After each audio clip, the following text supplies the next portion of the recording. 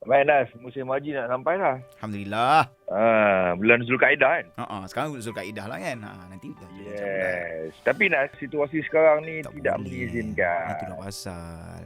Cuma Nas, persoalannya Nas, untuk orang Arab dia beruntung kan. Yalah, itulah Dia pasal. boleh buat anytime pergi balik. Lepas buat haji balik. Betul ke? Iyalah, itulah kau dulu jadi orang Arab tak nak buat betul-betul. Orang Arab balik Arab. Orang Arab balik Arab. Okey nak kita nak tahu Ana. Okey, kita bersama dengan orang Malaysia yang duduk di Mekah hampir 10 tahun. Kan, lama. Kita nak tanya betul ke kita boleh pergi seorang sana orang Arab buat haji boleh balik hari. Memang kan. Okey, kita sama Mas Nira Ramli. Assalamualaikum Kak Mas. Waalaikumsalam. Hai Anas, Mawi, apa khabar? Sihat, Alhamdulillah. Kak sini sihat Alhamdulillah sihat walafiat. Kak, tadi sebelum ni saya ingat kan Kak dekat Mekah sekarang ni. Saya tak boleh cakap bercuti lah sebab tahun lepas tak dapat balik kan sebab pandemik ni. Jadi macam banyak sangat urusan. Jadi saya balik jugalah. Saya dah berada di Malaysia dalam menghampiri sebulan sekarang ni. Okey, maknanya nanti akak balik ke sana pula tu bila agaknya? Kalau dalam perancangan saya bulan 8 sebab sekarang anak-anak tengah cuti musim panas. Okey. Nanti bulan 8 akan buka sekolah. Jadi saya akan balik sebelum tu lah. Itulah akak berapa lama dah kat sana kat Mekah? Saya dah hampir 11 tahun 11 sebenarnya. tahun, Alhamdulillah. Kau buat apa kat sana? Saya tak bekerja. Suami yang bekerja untuk projek pembesaran Masjidil Haram. Masya Allah, subhanallah. Berapa lama Kak projek tu? Projek tu sebenarnya lama kan. Sepanjang 10 tahun pun memang suami terlibat dalam projek tu lah. Okey. Sekarang pun kalau nak cakap memang macam lama lagi lah. Oh ya ke? Jadi akak ada sebelah tu hari-hari boleh tengok Kaabah kan? Alhamdulillah sebab apa?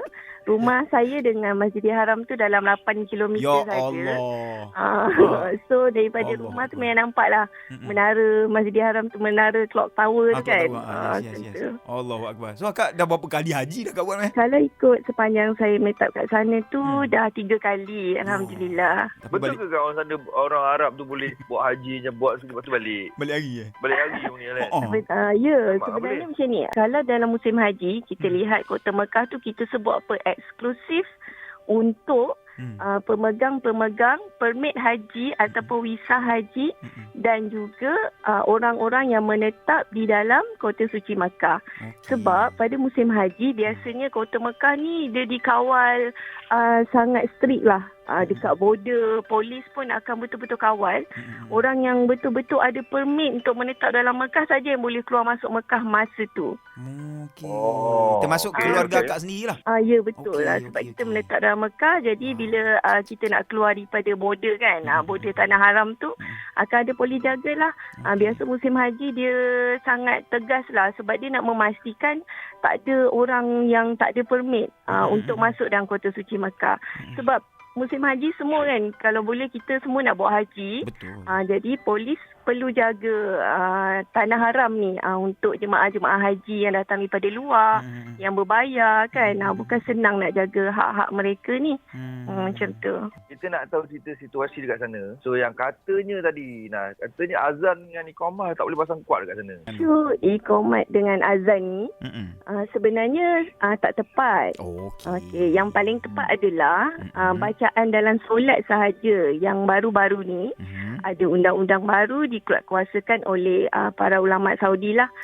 Yang masjid-masjid berdekatan dengan rumah dilarang untuk menguatkan speaker luar masjid tu untuk bacaan solat.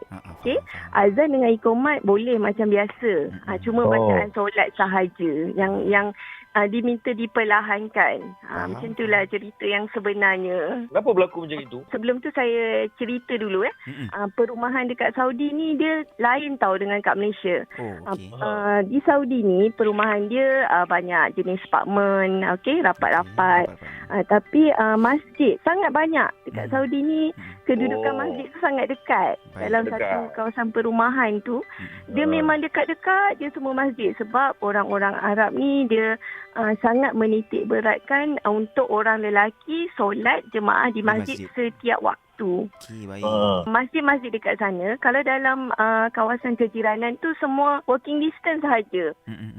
Macam rumah saya ada 3 masjid dekat-dekat. Pilihlah nak pergi yang mana, jalan kaki. Masjid mana? Jadi para ulama Saudi berpendapat sebenarnya isu ni sensitif kan. Macam dia bukan kira mengganggu tau. Dia macam memudaratkan orang-orang yang mungkin sakit, orang tua, kanak-kanak special yang tak boleh dengar bunyi-bunyi yang kuat. Logik. Saya suka pendekatan ni daripada segi agama lah. Sebab agama kita ni macam penuh toleransi, kasih sayang, sangat menjaga hubungan kita, hubungan sesama manusia tu lah. Bukan sesama Islam sahaja. Dengan orang bukan Muslim pun kita saling menghormati, kita saling bertoleransi lah. Macam tu lah. Okay. Saya suka statement ni. Baru kita tahu. Ya, betul. Dekat-dekat. Masjid pun dekat-dekat. Jadi bila masjid yang dekat-dekat ni baca kuat, dia akan mengganggu belaka juga. Betul. Tu cerita dia. Itulah baru kita faham. Sebab bila keluar benda ni kan, orang akan cakap, Dajjal dah dekat lah, negara Arab dah. Faham tak? Padahal dia orang tak tahu situasi. Bila mas cerita ni, baru korang tahu. Selalu kan kita cakap orang Arab ni kasar-kasar lah. Dia orang ni main langgar semacam je. Kasar, tak ada adab kan. Macam, tak tahu. Ini pengalaman saya sendiri lah. Kita rasa macam kena langgar, kena pijak tiap sujud. Mungkin bukan orang Arab weh. Padahal orang tu duduk dekat Lubenan kan. Macam mana? Kita tanya Mas ni. Okey, orang Arab ni yelah ada banyak macam dalam negara kita ada Melayu daripada sini, Melayu daripada sini kan. Orang Arab lagi banyak negara-negara Arab ni kan. Ada lah. dari UAE, ada daripada Morocco, Yemen, Egypt, Arab Saudi sendiri, Oman ni kan, macam tu. Jadi saya lihat orang Arab ni kalau dalam bahasa kita panggil kurang sopan. Saya tak rasa tau. Bila kita bergaul sendiri dengan orang-orang Arab ni, dia sebenarnya karakter orang-orang Arab ni dia sangat berani. Dia bold. Ni kita panggil bold kan, tegas. Dia sangat berterus terang. Contohnya kalau macam dalam perbincangan kan, macam saya pun kalau ada urusan sekolah anak-anak ke, discussion ke di kalangan guru-guru dengan ni, macam bergaduh tau. Kan? Sebenarnya dia bukan bergaduh, dia berbincang. Teruk bincang. Memang macam tu. Dia sangat berterus terang. Dia akan cerita yang sebenar. Kalau dia marah, dia akan tunjuk yang okey, aku marah, aku tak puas hati, kenapa buat macam ni. Dia tak ada simpan-simpan. Okey. Tapi lepas tu okey. Lepas tu okey. Macam suami saya kan, dekat pejabat pun macam tu juga. Kata kalau masa work from home kan, masa pandemik sebelum ni 6 bulan bekerja daripada rumah. Saya tengok dia meeting ke bergaduh ni kan. Lepas tu boleh gelak-gelak macam biasa, macam tak ada apa. Daripada segi kejiranan pula, walaupun mereka macam ni, mereka sangat jaga hubungan kejiranan. Itu sangat baik lah. Adalah part yang baik dan juga adalah yang kita boleh belajar pada dia kurang selesa sebab budaya tu berlainan. Okey Mat, ada orang cakap, ni pendapat orang kan, kata memang orang Arab ni kasar-kasar sebab tu Nabi orang Arab. Kan. Sebab tu Islam diturunkan kat Arab macam mana? Kadang-kadang orang cakap kenapa? Macam mana tu kan? Apa Mas rasa? Nak betulkan orang Arab ni kat itu. Susahnya saya nak menjelaskan tentang itu sebab dia berkait dengan agama kan. Kenapa Nabi diturunkan di situ.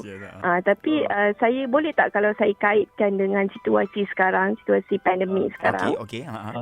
Saya kalau orang kata orang Arab ni sangat degil, sangat susah kan. Tapi saya tengok bila kat sana sepanjang pandemik, orang-orang Arab ni dia sangat hormat. Ni saya fokus pada Arab Saudi je lah sebab saya meletak kat sana kan. Bila kita sebut orang-orang Arab ni jadi macam very general macam tu. Mereka sangat hormat dan mendengar kata pemerintah. Ulul amri. Contoh bila kata masjid tutup, tak boleh pergi, memang esoknya terus sunyi sepi. Tak ada yang protes ke, tak ada yang tak puas hati. SOP pun Alhamdulillah senang. Saya tak rasa macam tak nampak dia orang tak puas hati. Mungkin mereka macam tak nak mendengar kata ke. Bab ni Alhamdulillah lah, daripada awal macam smooth je macam tu. Nampak tak? Dengar tak? Tengok orang sana tak ada sampai conteng dinding Masjidil Haram, tahu tak? Sini baru bukan. Tak ada pergi juga masjid ke. Sebab walaupun kat sana dia dah macam jatuh kepada kena orang lelaki kena berjemaah di masjid macam tu kan. Bila pemerintah kata dia biasa on the spot tau. Dia tak ada kata lagi 2 hari tak boleh pergi masjid, tak ada. Dia bagi satu-satu ni macam sekolah tutup online malam tu. Government bagi kata esok tak boleh pergi sekolah. Dikuat-kuasakan serta-merta. Okey. Sini lain kan Wawi. Kalau kata lagi 2 hari tak boleh gentas negeri, inilah balik kampung ramai-ramai. Macam tu. Kat sana tak ada. Immediately. Okey, besok terus tutup semua border, tak boleh. Macam tu. Alright. So dia orang patuh pula tu Patuh kan. Okay. Ya, setakat yang saya nampak ni alhamdulillah tak nampak lah ada sebarang yang tak aman ke, tak ada. Setakat ni alhamdulillah. Kita dengar cerita kata kat Arab Saudi orang perempuan ni dia tak boleh memandu kereta, lori, bas semua. Betul ke? Dah kereta tak boleh, bas apa? Ni sebelum 3 tahun yang lepas. Memang orang wanita tak boleh memandu, semualah, dan banyak-banyak sektor pekerjaan juga orang wanita tak boleh, semua lelaki. Tapi sejak 3 tahun yang lepas dia dah start membenarkan wanita memandu. Tapi dengan syarat-syarat. Adalah syarat-syarat dia yang dia letakkan. Dan dia mulakan secara berperingkat. Mula-mula dia bagi orang Saudi dulu, wanita-wanita Saudi. Kemudian dia bagi foreigners macam saya yang bekerja sahaja.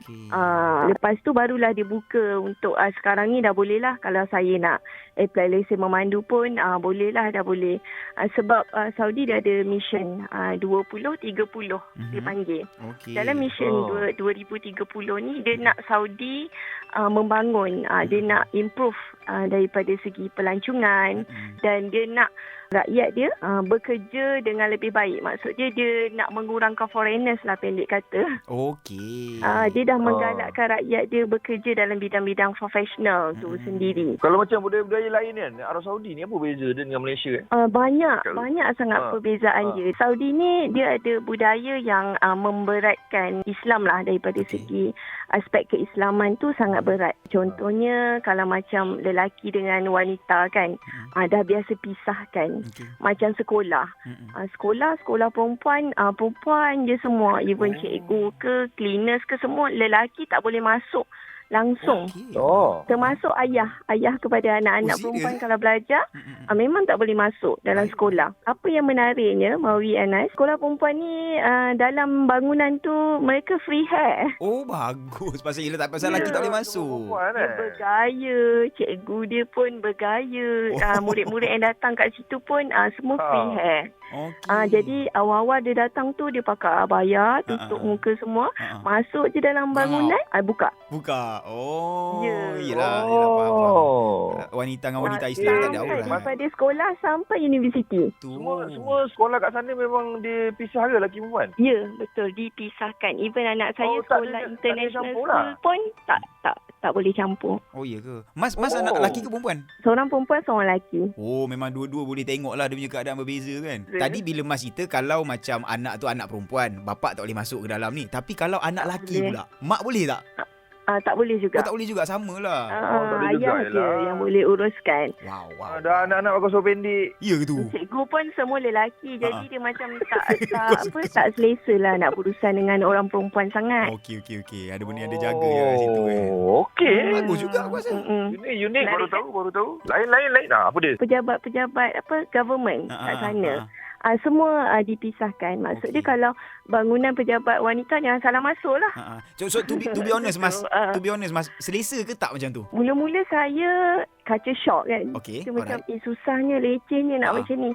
Tapi lama-lama saya dah adapt, saya dah biasa, saya rasa macam seronok pula dengan budaya macam tu. Kan? Macam perempuan ni dia ada, macam kita nak berhias, kita nak cantik-cantik, betul tak? Betul. Kita nak make up tapi kita tak boleh tabarush. Maksudnya berlebihan dengan orang bukan mahram. Jadi itulah masanya. Macam dekat sekolah cikgu-cikgu semua macam make up. I pakai lipstick ni, I pakai celak ni, I pakai maskara ni. Betul. Pakai kasut dapat kasut cik cantik, baju cik cantik. Alright. Lagi satu majlis perkahwinan. Dewan untuk perempuan tu perempuan je. Yang datang semua macam artis Cantik-cantik barat nak ambil Grammy Award gitu. Oh. Best lah. Ya, menarik. Kalau budaya macam tu, saya macam mula-mula saya macam berusaha masuk kampung jugalah kan. Diorang ni macam ni. Oh, rupanya macam ni. Tapi lama-lama kita rasa macam, oh inilah masanya orang wanita tu nak make up apa semua betul-betul kan. berhias. Betul. Setuju kat Betul lah Biasanya orang selalu cakap, kalau pergi Mekah, mulut kita jangan celupok. Jangan cakap bukan-bukan. Nanti Allah bagi cash dekat sana. Jadi Mas dah 11 tahun kat sana. Cash tak Mas? Cash lah Mas, 11 tahun. Ini pun kan, isu ni dia macam mana cakap dia, satu sensitif lah. Satu lagi benda ni is kepercayaan satu. Satu lagi Mekah tu adalah tempat yang barakah, tempat yang malaikat jaga. Kita ni berpegang pada Allah is everywhere. So tak Allah kat mana-mana. Betul. Jadi kalau kita ni seorang Muslim yang sejati, kita sentiasa menjaga tu bukan di Mekah saja, tapi di mana-mana. Maksud dia sentiasa menjaga hati orang lain, sentiasa tidak bercakap yang tidak baik, sebab percakapan tu adalah doa. Jadi dengan keberkahan tanah Mekah ni membuatkan siapa-siapa yang pergi kat sana, kita terlalu berhati-hati. Kita mesti menjaga kan. Kita dah berpegang, okey, aku nak pergi Mekah, aku nak beribadah, aku nak beribadat sungguh-sungguh. Jadi kita nak menjaga hati kita. Honestly, saya tak pernah kena lah macam terus dapat cash. Kalau cakap pun nanti cash kan, baru terfikir alamak dah kena lah. Kalau kat Malaysia pun banyak terlintas juga. Tapi tak jadi. Jadi juga. Oh jadi juga. Ada jadi juga. Jadi benda tu kadang-kadang dia jadi doa kita. Dan di Mekah ni banyak tempat-tempat yang doa itu mustajab. Tempat-tempat khas. Saya teringat satu cerita. Sebelum saya menetap di Mekah, saya sebelum tu saya menetap di Oman, di Muscat, Oman. Suami bekerja di Oman. Jadi saya datang Mekah tahun tersebut buat umrah. Sebelum saya tawaf wida, saya nak masuk dekat Kaabah tu, saya terlintas dekat hati. Macam manalah orang yang menetap dekat Mekah. Terlintas macam tu lah. Kita dapat tinggal kat Mekah. Ya, masa tu saya tak tahu lagi saya ni bakal menetap dekat Mekah. Masya Allah. Setahun lepas tu, saya betul-betul dapat menetap dekat Mekah. Macam orang Arab kan, dia tak boleh masuk dalam Kaabah. Boleh, tapi bukan orang sebarangan. Sebab tempat tu dijaga. Oh, ya ke? Kau terlintas tu? Mungkin. Aku nak tahu kan. Ada kawan saya yang dapat. Dia teringin sangat. Kemudian ada pelajar kat sana lah. Tiba-tiba dapat VIP, menyanyi VIP masuk Kaabah. Allah Akbar. Okey Mas, ini nak minta Mas bagi pesanan terakhir lah. Mungkin insya-Allah lepas dah PKP, lockdown semua ni dah settle kan, COVID pun dah tak ada. Pesanan untuk mereka yang nak ke sana. Apa patut buat, apa patut mereka tak buat lah. Okey, untuk semua pesanan saya, bukan pesanan lah, maksud macam tak layak je nak berpesankan. Faham? Ini saya berkongsi. Saya menulis buku. Dan saya sebenarnya sangat menggalakkan orang-orang muda, jangan letakkan nanti aku tua baru aku nak menunaikan haji dan umrah. Tak. Sebolehnya seawal mungkin kita dah berhasrat yang aku nak tunaikan umrah, aku nak tunaikan haji secepat mungkin. Itu nasihat saya yang first lah, yang saya kongsi. Letakkan perkara tu awal-awal supaya benda tu kita dapat selesaikan dengan awal. Dan pada sesiapa yang nak datang dengan visa dan jalan yang tepat. Jangan kalau kita ada inisiatif macam nak datang umrah dan nak jalan-jalan Saudi, nak explore tempat kat Saudi, kita ada visa pelancong. Macam tu. Kalau kita nak umrah saja, kita ada visa umrah. Datang dengan dah ada ilmu lah, ilmu pasal ibadat, supaya bila kita datang tu, kita datang keadaan yang bersedia. Bukan memandai-mandai kat sana baru kita, yang ni tak boleh rupanya, ini larangan rupanya, rugi. Rugi kesempatan yang kita ada tu, kita tak menggunakan sebaiknya. Dan juga datang dengan saluran yang betul. Kalau kita rasa kita masih kurang ilmu, masih tak tak yakin untuk datang sendiri, datanglah dengan travel yang menyediakan mutawif, ustaz-ustaz yang lebih berilmu untuk membimbing kita ketika ibadah umrah itulah. Terakhir, saya nak sangat rakyat Malaysia ni, kita datang umrah, kita bukan membawa nama kita saja, kita membawa nama Islam, kita membawa nama negara Malaysia dan kita menjaga nama baik Islam, nama baik negara tu walau di mana kita berada. Sebab setakat ni kerajaan Arab Saudi memang sangat memuji jemaah kita. Alhamdulillah. Jemaah Haji Malaysia di antara jemaah yang terbaik. Senang diuruskan. Macam tu. Kita masih memegang lagi, orang kata apa, rate tu lah, rate di antara rate jemaah yang baik. Alamak, hebatlah. Ranking kita kira tinggi ni orang Malaysia ni. Ya, ranking kita tinggi. Special treatment. Kalau jemaah Malaysia, pro Malaysia, Malaysia bagus. Malaysia kuis. Malaysia mumtaz. Macam tu. So guys, harap dapat faham dengan apa yang pesanan daripada Puan Mas Nira sini yang dah 11 tahun duduk kat sana. So, apa-apa spekulasi pasal negara Arab, jangan cepat sangat nak hukum. Relax saja. Mas, terima kasih banyak, Mas. Okey, terima kasih juga kerana mengundang saya untuk kongsi hari ini.